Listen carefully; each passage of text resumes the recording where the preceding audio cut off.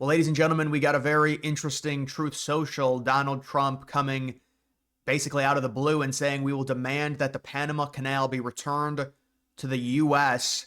The U.S. previously controlled the canal. They built it in the early 1900s. Heavy sacrifice of men.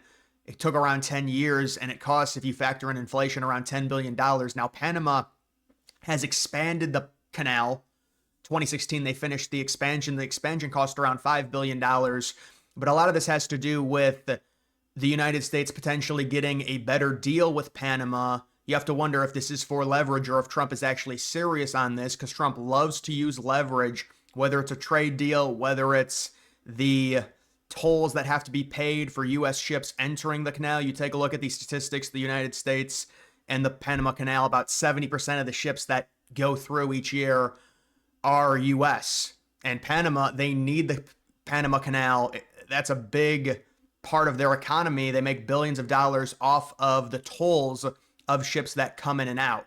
So it's about 70% US ships, about 20% Chinese ships. And China, they have said that they want to have more global relations throughout. In the early 2000s, they said we want to diplomatically improve our standing in the world and have more power throughout the world. And one of the things that they did is they created a very diplomatic relationship with Panama. And Panama now actually recognizes Taiwan as part of China. That happened back in 2017. And you've got the Chinese infesting the Panama Canal with infrastructure surrounding the canal. So Trump says that the U.S. has a vested interest in the canal and doesn't want to let it fall into the wrong hands.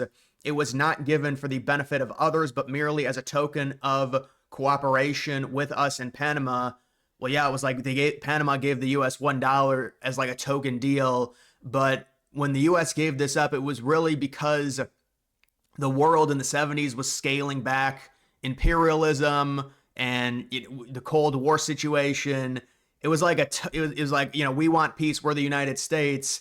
The people of Panama saw that specific area, and it was United States territory. The U.S. owned it. It wasn't like a operation to where both countries were involved. That came later in 77. The U.S. stayed involved, I think, until 99, and then they got out completely. But the U.S. just did it because we want peace, and they got nothing back for it. So you're talking about in the early 1900s, a 10-year commitment. Originally, the French wanted to build the Panama Canal connecting the Pacific and Atlantic, but they couldn't get the funding. It fell through, I think, in the 1880s. And then the U.S. took it over in 1904. It took 10 years and around $10 billion, and they lost so many men doing it. But they finally did it, and it was very useful during World War II to move the ships quickly from the east to the Pacific when they were facing Japan. And now Trump understands that China is slowly twisting themselves into having a more diplomatic, favorable relationship to potentially control the canal, and he's trying to guard against that. See, the problem with liberals is they don't have the foresight to understand what's actually happening here. China has already come out and they've said that they want to have the number one economy in the world by 2050. They want to have the most influence. They've admitted it. And the Panama Canal is extremely important. They're slowly but surely wrapping their hands around Panama. It's the same thing they're doing to Taiwan, because we know they're going to move on Taiwan at some point, and they're going to have major influence when it comes to the Panama Canal, and the U.S. gave it up for nothing. So Trump sees this as an opportunity to say, wait, we built this. Panama's going to say, whoa, it's ours. You can't do this. And I've already seen liberals say, no, you can't claim this. It's disgusting. You can't let this happen. Well, this could be to give the United States more favorable tolls or trade deals with Panama, or it could be serious. You really don't know with Trump. I mean, it does seem like he wants to expand the United States in one way or another. There has been a lot of dialogue surrounding Greenland. I've talked about Greenland, maybe not, mainly not Trump. Now, Trump did say back, I believe in 2022, that he wanted, or no, 2018, he wanted to add Greenland, but he hasn't really talked about it. But I think Greenland is the number one option for the United States because it's owned by Denmark. The relationship Greenland has is already weird. It's not like you're going and taking over Greenland from their people. It's owned by another, like country that's off the island. So that's off the glacier. So I think Greenland would be easier than the Panama Canal. When you're talking about doing this, would it be through force? Would it be through the United States just having so much leverage in terms of their military? This is whatever whatever it ends up being. Trump is clearly showing a lot more aggression entering his second term than he did his first, and I think he realizes this is his last. We can joke about him running again in the loopholes, possibly Trump running as VP, whether or not that's legal, and then Vance runs as president, and then Vance immediately steps down and Trump gets a third term. I'm not saying that should happen or it's going to happen, but let's just say Trump knows he's already said this is his last term, and he's understanding that, listen, he wants to give the United States as favorable of a position in the world as possible, and he also understands the United States has such a significant amount of leverage with the amount of money that we, the taxpayers, pay to our military. Why not? And we're not using it in the physical sense. We're not going to deploy troops. You just have to threaten countries with it, and you'll probably get what you want because the military is so overwhelming. No country would want to deal with anything like that. Now, it is a little bit different when you're talking about, Canada and Mexico versus going to countries that are further away from mainland U.S. We've had our issues in the Middle East. A lot of us want, to leave the Middle East for good. It's not that simple, but that's another story for another day. But when it comes to this could be it's obviously a threat, but it's understandable. It is understandable, especially with China weaseling their way in to have better relations with Panama. And now Panama's recognizing Taiwan as part of China.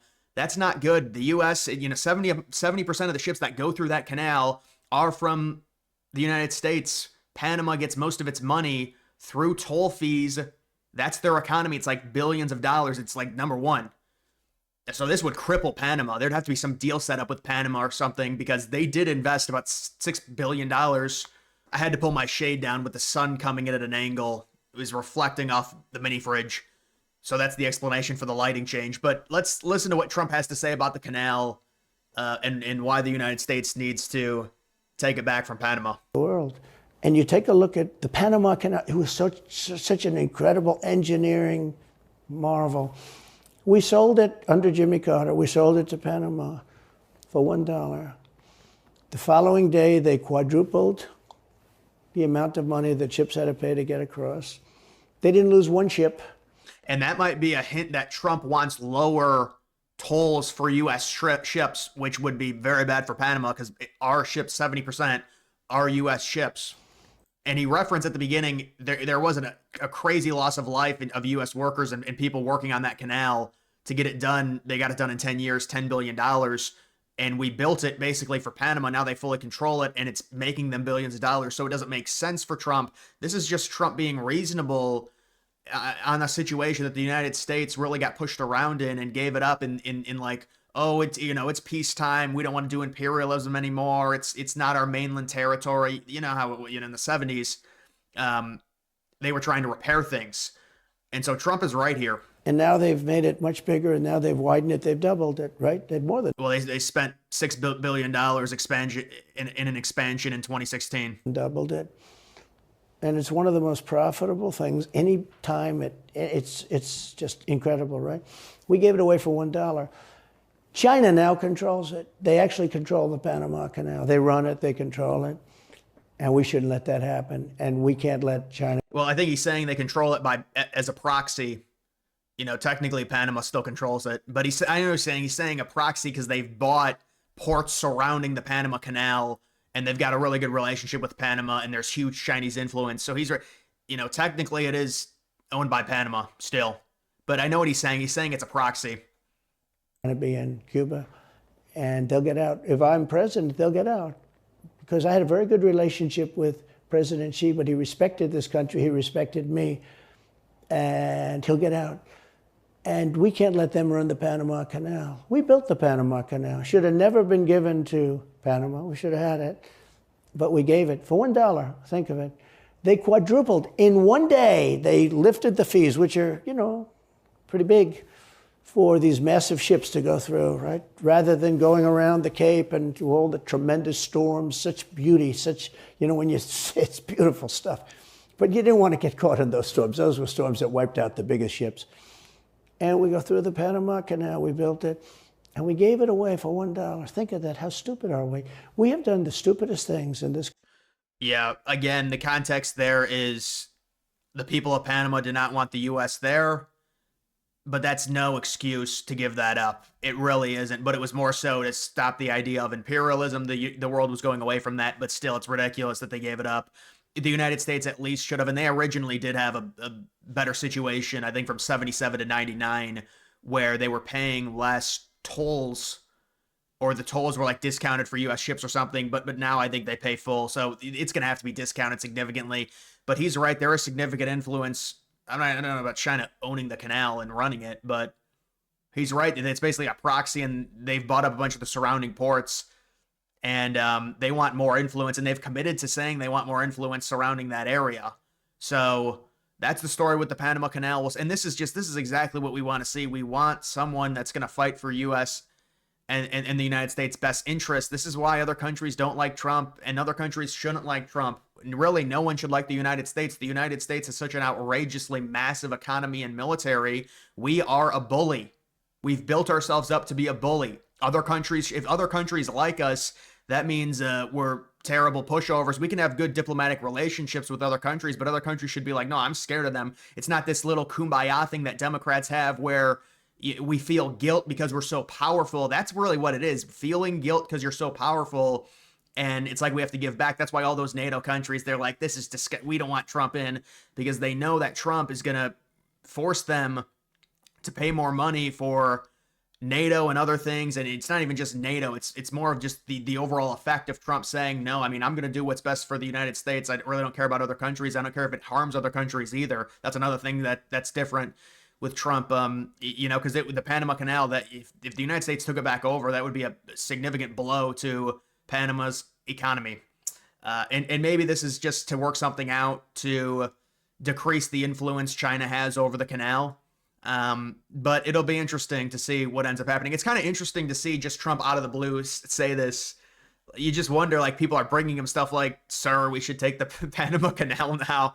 It's like every day it's something different. A lot of Trump supporters memeing on the whole Canada thing, but he had said several times, like, it would be better for Canadian citizens to be part of the United States. And with Mexico and how poorly run it is, there's talk, maybe I'll do another video on a soft invasion of Mexico to try and take out the cartels.